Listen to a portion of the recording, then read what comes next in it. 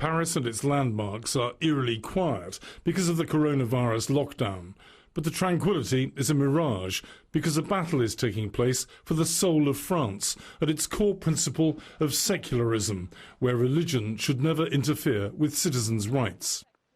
The beheading in October of Parisian teacher Samuel Paty by a Chechen Islamist was the catalyst for change.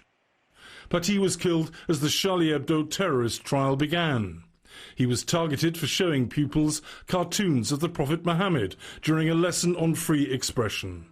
The cartoons triggered the 2015 attacks that led to today's convictions. President Macron clearly has one religion in his sights. Samuel Paty on Friday became the face of the Republic, of our desire to break terrorism, to diminish Islamists, to live as a community of free citizens in our country.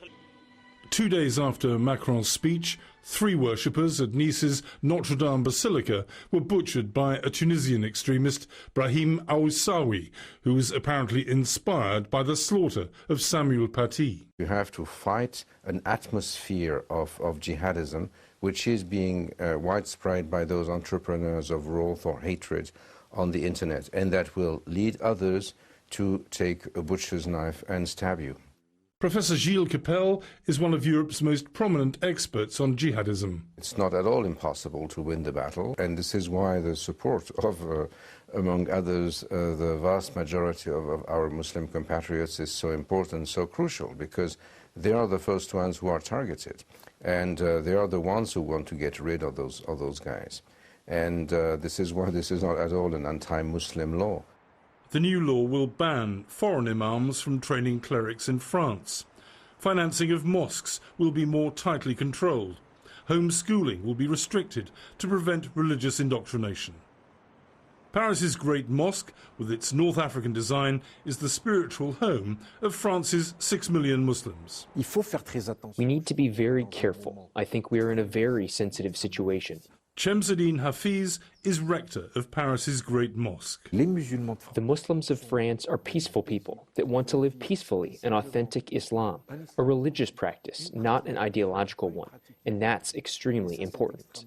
In the current climate, devout Muslim Nawel Ghounnoussi feels increasingly alienated in her own country. I am French. My grandmother is French. My grandmother's name is Annick. My great-grandmother's name was Antoinette. It can't be more French than that. But sometimes I feel like I'm not French anymore, only a Muslim. And that's not easy to live with. I've told the president, whatever happens, I will be your partner when you decide to go against Islamist separatism. But I will remain extremely vigilant about any attempt to take French Muslims hostage in this matter. But that moderate promise of cooperation is opposed by many Muslims around the world. This protest in Bangladesh was one of the more vigorous. International opposition to President Macron's for the Muhammad cartoons and led by Turkey's President Erdogan. Erdogan has even gone as far as to question the state of President Macron's mental health. Erdogan has warned Europe that no good will come of hostility towards Islam and Muslims, and he's called for a widespread economic boycott of all French products. It is a matter of honor for us to stand sincerely against attacks on our prophet. They want to relaunch a crusade. These are the signs of Europe's return to the barbaric era. Erdogan's rhetoric has also laid down a challenge to Marine Le Pen, leader of the anti-immigration right-wing National Rally Party. She was soundly beaten in the 2017 presidential election by Emmanuel Macron. But the latest opinion polls show them neck and neck. Le Pen is going to run again in 18 months' time and is confident of winning. It is within parallel societies that fundamentalists have come to recruit within our country. Islamism is at war against us, and so I want to see a willingness to take action. Le Pen believes the new law doesn't go far enough because it doesn't limit mass immigration. This Islamic fundamentalism is a fundamentalism that is imported. It wasn't born in France's homes. It was imported. As long as we refuse to see that, we refuse to put in place the right solutions.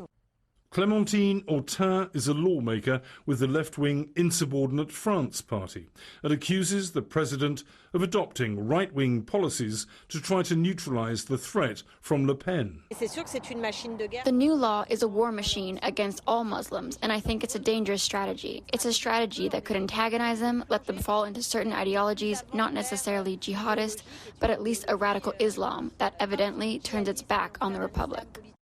Patrick Pelloux worked for the French satirical publication Charlie Hebdo until 2015, when 2 Islamists murdered 11 of his colleagues, and he couldn't bear to continue. We're at a crossroads. It's now or it's over, meaning that the concept of enlightenment, the philosophy of living together, the law, the defense of laws, French society's emancipation, the continuity of its history, and its civilizing conquests would stop. These images underscore the disconnect between France and some of the Muslim world. It's the funeral in Chechnya of 18-year-old Abdullah Anzorov, killed by French police after beheading the teacher Samuel Paty. The young Chechen was given a hero's send-off. Back in Paris, troops on the streets are supposed to make the French feel more secure, but their very presence means another terrorist outrage is expected soon. For the PBS News